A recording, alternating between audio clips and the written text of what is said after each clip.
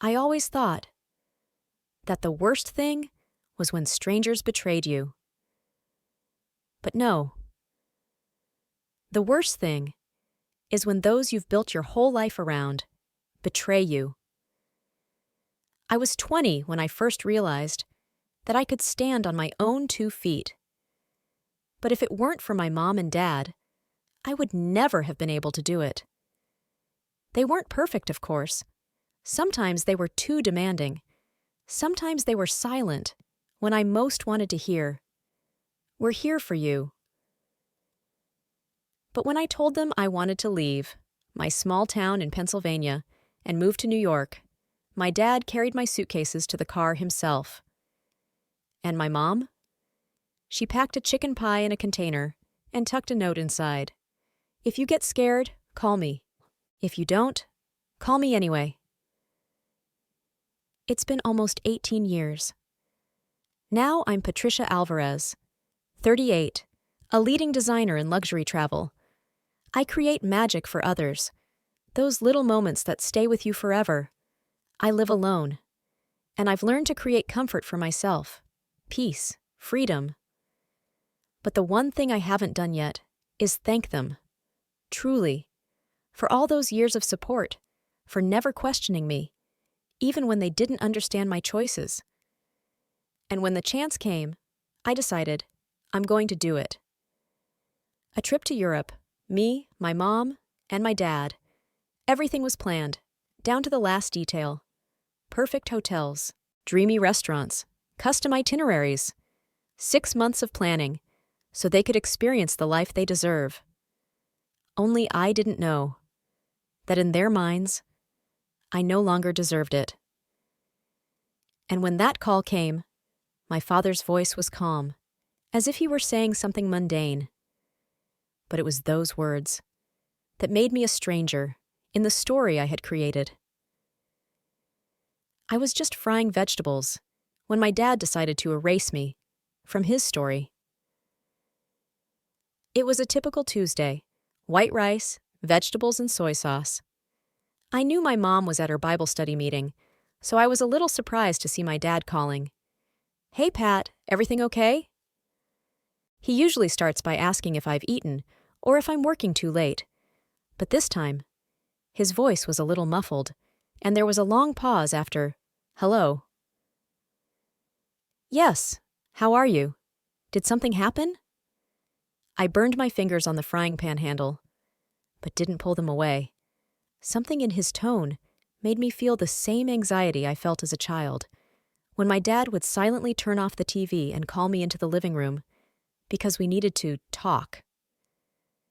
Mom and I, well, we talked it over, and we thought that maybe it would be better if Alice went. I didn't immediately understand what he meant. Alice? Where? On the trip you were planning. The frying pan slipped out of my hands. It fell onto the stove with a dull thud. Oil splashed onto my wrist, but I didn't feel a thing. "What?" She's in a difficult place right now. It's hard for her, and we thought a change of scenery would do her good. You're always traveling, and she's never had that. She's never been to Paris. It would be fair. It would be fair. Fair. He said something else. Something about Alice's nerves. About how I was busy with work anyway. About how Mom had been hesitant at first. But. My mind froze on the word fair. I didn't know what to say. I literally couldn't gather my thoughts. Go instead of me? On a trip that I planned? That I paid for? "You do realize that none of this exists without me, right?" I finally managed to say. "They can't just show up in Rome and get into that hotel. The reservation is in my name. The bill is mine. Everything is mine." "We thought you could somehow transfer it. Just change the name, right?" I didn't answer. I didn't even hang up. I just left the phone on the table. He said something else. His voice getting quieter, then it disappeared. It was as if I had been physically pushed away from my own gift. I sat on the floor, leaning my back against the refrigerator. For the first time in many years, I felt like a child. Not in a good way, but in the way you feel when you're told that love isn't something unconditional, but something you have to earn. I thought nothing could surprise me anymore. But this time, they did the impossible. They convinced me that I was unwanted. I had to make a choice, swallow it, or take back the wheel before takeoff, because the journey hadn't even begun, but the ruins were already growing in the middle of my heart.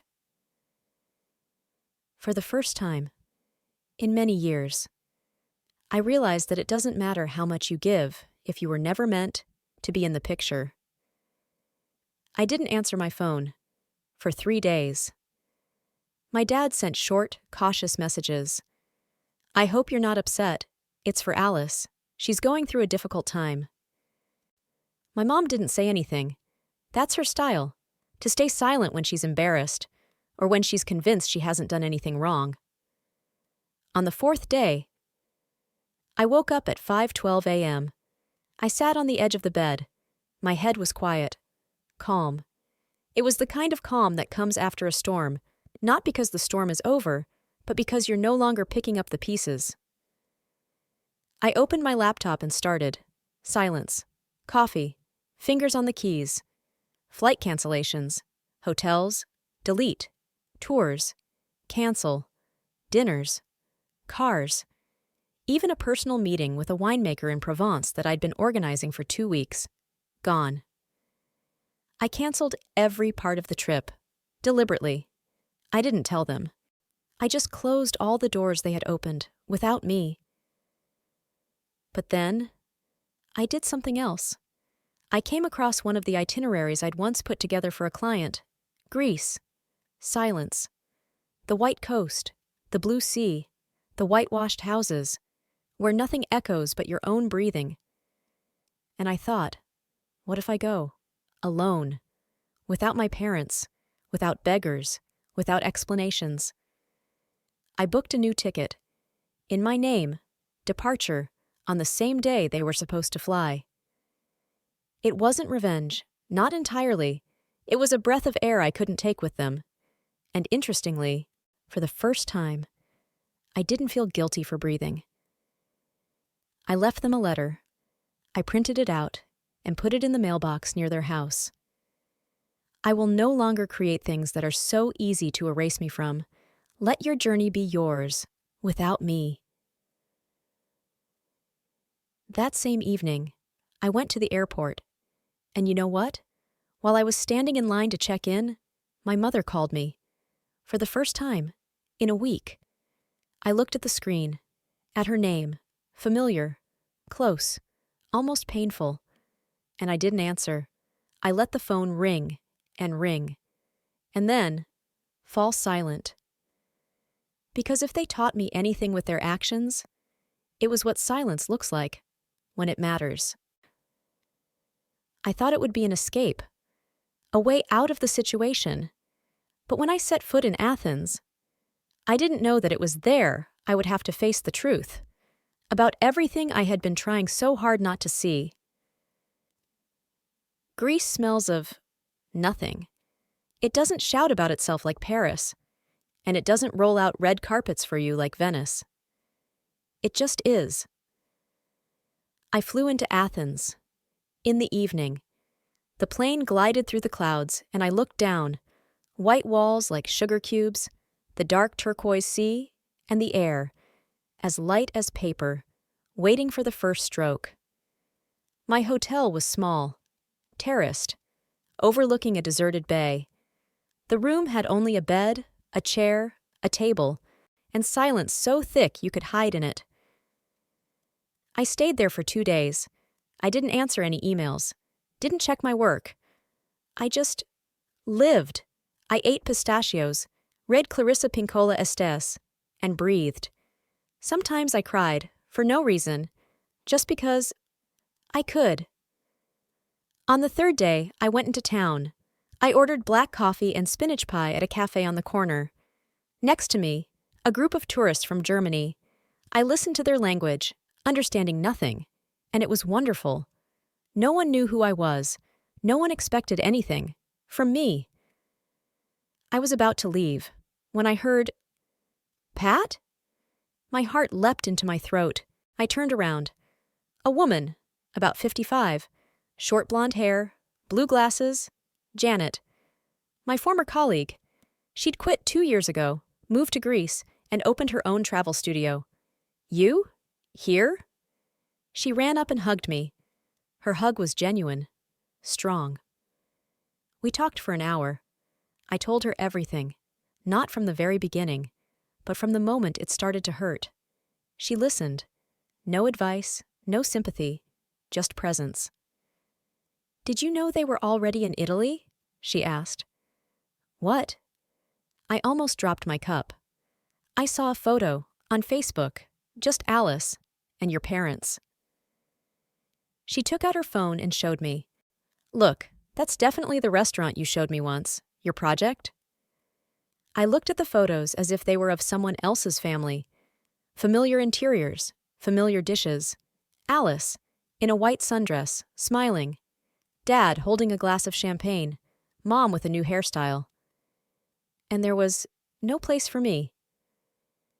They didn't just leave without me. They took what was mine, my idea, my gesture, my love, and used it as a prop, without acknowledging the creator. And at that moment, I realized this wasn't about Alice. It was about me, and how convenient it was for them not to see me at all. They didn't steal a trip. They stole me and passed it off as family happiness. I didn't cry. I didn't scream. I just got up from that Greek table, said thank you to Janet, and left. Not home, to the sea. In the darkness, the water was like a mirror, silent, deep, and completely truthful. I thought, what if I don't stay silent? My phone was in my bag. I opened the gallery. I still had my sketches, itineraries, booking details, everything I had created. I opened Alice's Facebook, their faces, her comments under the photos. So nice that my parents gave me this. I finally feel important. Important. So all of this wasn't just silent repression. It was appropriation, a public performance in which I was just an invisible screenwriter. And I decided, enough. I went into notes and started writing. Not a post, not a confession. A plan. Cold, precise, calm. I knew they would be in Provence from the 15th to the 18th. They had reserved my restaurant for the evening of the 16th, the one where I had personally negotiated with the sommelier. I contacted him. His name was Philip. I explained that circumstances had changed, and my company was now reviewing the terms of our agreement. "Miss Alvarez, you were the one who initiated this. Everything was agreed with you. That's why I'm calling." I asked him to cancel the reservation and to change the menu. No truffles, no champagne, no private table on the terrace. Instead, give us the most basic menu, the cheapest wine, and a table in the corner, near the kitchen. "All this is at the personal request of the client?" he asked, cautiously. "All this is my work, and I have the right to take it back." He agreed, silently. It was a small thing, nothing compared to the great offense. But at that moment, for the first time, I didn't feel like a victim. I felt like the author. And this time, I was changing the ending. Because if they had already written me out of history, then at least I would tear out the last page. I didn't know how far this feeling would go, but in that moment, it ceased to be pain and became action. They didn't steal a trip. They stole me and passed it off as family happiness. I thought pain had only 2 states, screaming or silence. But it turned out, the worst thing is when it starts talking to you, in strange voices. The next morning, I headed to the village where I had once photographed a couple from Boston. A small Greek coast where time seemed to stand still, fresh oil being sold at the pier, laundry drying on the balconies. I was looking for silence, but I found a person. Pat? I turned around and couldn't believe my eyes. It was Ben, my ex, the same Ben with whom I almost bought a house in Maine 5 years ago. We broke up because I chose my career. He chose stability. He was with a tour group, as a photographer. His eyes were the same warm amber I remembered. But now, there was no judgment in them, only surprise. And something else. Anxiety? How are you here? Traveling? And you? I work, but I'm on a break right now. Want some coffee? We sat down in the shade, under a blue tree. He didn't ask if I was married. I didn't ask if he was happy. We just sat there. I heard about your sister, he said quietly. What exactly? She wrote to me once, on Facebook, after we broke up. Something like, "Thanks for getting rid of my cold sister. She doesn't love anyone anyway." At the time, I thought she was just angry. But now, I've seen their photos. They look like they never knew you. Those words, like they never knew you, hit me like a rock in a well. And somewhere deep down, something shifted. They knew. It's just easier for them to pretend they didn't. I thought this meeting would make me feel old, useless, lonely, but it was the opposite. For the first time, I felt that I wasn't alone in this truth, and it didn't destroy me. On the contrary, it defined me. Before we said goodbye, Ben said, "You're strong, Pat, but strength isn't always about keeping quiet or defending yourself. Sometimes, it's just saying, 'Enough.'" Those words stuck with me, because I didn't know who else I hadn't said enough to, them or myself. When I returned to the hotel that evening, there was a new message waiting for me in my inbox, from my mother. But this time, it wasn't forgiveness. It was a whisper from the past that could change everything. She didn't start with a greeting. She started with, "Don't be angry, but..." The message was in my hotel email inbox, one I only used for reservations. I didn't even realize right away where she got the address.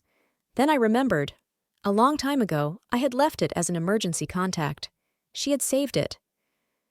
"Don't be angry, but you've always been a little too much, too strong, too right, too independent. My father and I often feared that you despised us for our simple lives. You were always ahead of us. And Alice, she could never even come close. It hurt her. It hurt us too. And we just tried to do something to make her feel important again. I know you put your heart and soul into that trip, but you always win. Can't you give in just this once?" I reread it. Once, and then again. It wasn't an apology. It was a rationalization of erasure. She acknowledged that I had done everything, but her logic was ruthless. "You're already the winner. At least let Alice look happy." I felt sick. I didn't respond right away. I went to the bathroom, turned on the water, and just sat on the floor until the noise drowned out my thoughts. But the thoughts, they wouldn't go away. They never wanted to see me as an equal. They wanted to see me as a threat. I remembered my childhood, how my mother always hugged Alice in public and told me, "You're strong, you don't need it." How my father gave me money for school, but never called just to talk. How I got my first award, and they didn't come. It wasn't about the trip. It was about roles that had been assigned long ago, and I always played the wrong one. I opened my laptop. I deleted the draft reply. I wrote a new one. "I'm not offended. I'm tired. You didn't take my trip away from me. You just showed me, once and for all, that your gestures of love are a bargaining chip, and I'm not bargaining anymore." I pressed send. Then I went out onto the balcony. The sea was still. and so was something inside me. Because perhaps the worst thing is not losing your family. The worst thing is seeing them as they always were and not wanting to go back. I thought that was the end of it. But the next morning, a call from an unknown number turned my story upside down for the third time. Sometimes the truth doesn't come with a shout or an explosion, but with a whisper that hurts more than a scream. The number was American. It wasn't saved. I rarely answer these, but this time, something inside me, instinct, fear, made me press accept. Patricia? A woman's voice, hoarse, but familiar. This is Mary. I'm a nurse at St. Paul's Clinic. You probably don't remember me. I remembered, barely. When my mother was hospitalized with a hypertensive crisis 7 years ago, I spent a week at her bedside. Mary, she was one of the few people who treated me not as the daughter of a patient, but as a human being. She brought me warm tea even when the kitchen was closed. She turned a blind eye when I stayed too long in the ward. She was just human. Why are you calling? I didn't mean to. She swallowed hard. But I saw the photo on social media, your sister, the trip. I just want to say, I know what's going on. I sat down on the edge of the bed. My ears started ringing. What exactly? Your mother. She told me then, during one of my shifts, that you were always too independent, that she was afraid she'd lose Alice if she didn't support her in her fight for attention, and that she sometimes let Alice twist the facts, rewrite history for the sake of peace. What does that have to do with anything? You need to know. Once, she said outright, I know Pat is right, but if I support her, Alice might break down again. I didn't immediately understand what she meant. Break down? Alice was in bed.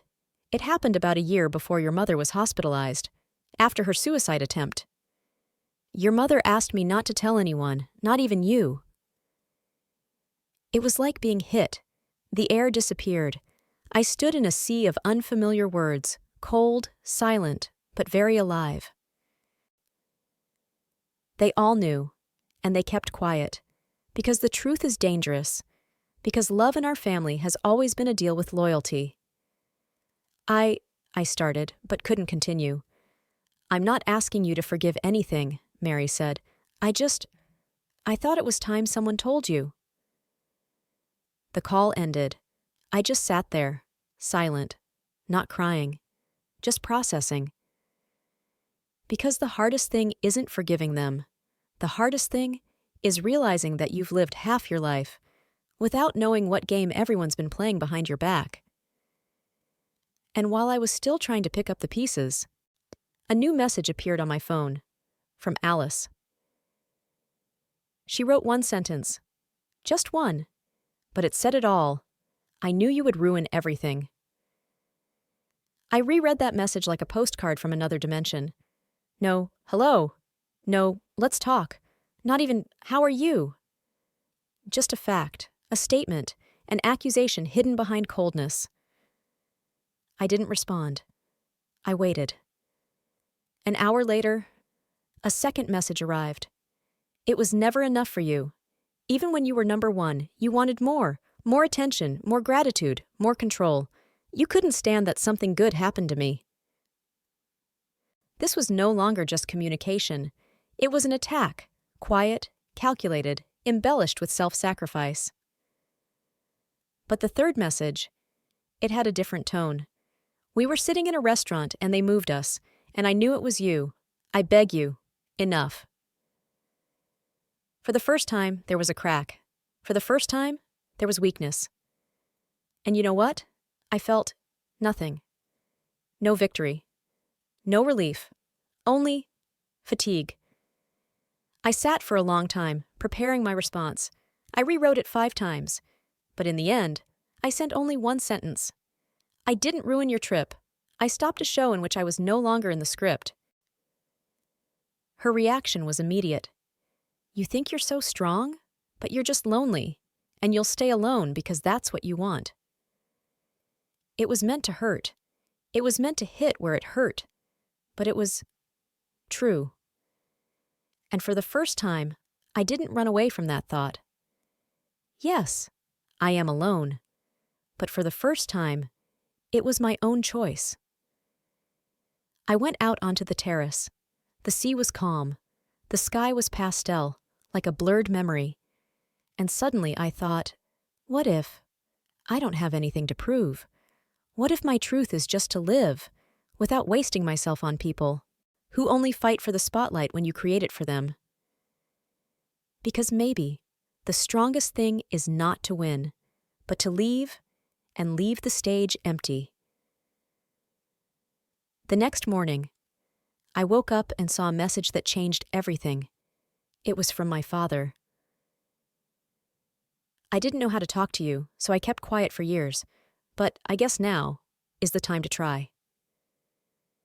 That was the first sentence of the letter. Not a text message, not a chat bubble, a letter. Signed, Dad. It was written without exclamation marks, no embellishments. In dry, masculine prose, I recognized immediately. He always spoke like that, briefly, directly, as if emotions were unnecessary details in a technical drawing. I know we screwed up. That I screwed up. I let your mother convince me that the truth is what keeps the peace, not what is true. I watched you grow up, and for some reason decided you didn't need to be protected, because you didn't break. And if you don't break, it doesn't hurt. That was a mistake. I read this in the hotel lobby. With a cup of Greek coffee in my hands, someone was laughing nearby. Someone was ordering something, and I stood there, holding the screen, as proof that sometimes the worst thing isn't being unheard, but being heard too late. You were supposed to be part of the trip. It was your idea, your love, and we pretended it was hers. That we were just parents who were still capable of giving something important. And we buried the truth, deep, like shame. I don't know if I can ask for forgiveness. I understand how much you did, and how long we pretended it didn't matter. I reread that message. Words I seemed to have been waiting for, my whole life. And you know what? I didn't need anything else. I didn't reply. Not because I don't forgive, but because forgiveness isn't always a reply. Sometimes, it's silence that doesn't hurt. In the evening, I ordered a glass of wine. For the first time, not to forget, not to calm down, just because I wanted to. I looked at the shore where a boy was flying a paper kite, and I thought, I used to fly too, but always on a string held by someone else's hands. Today, I am free. Their journey ended without me, and mine? Mine began only when I finally stopped trying to prove I deserved a place in other people's stories.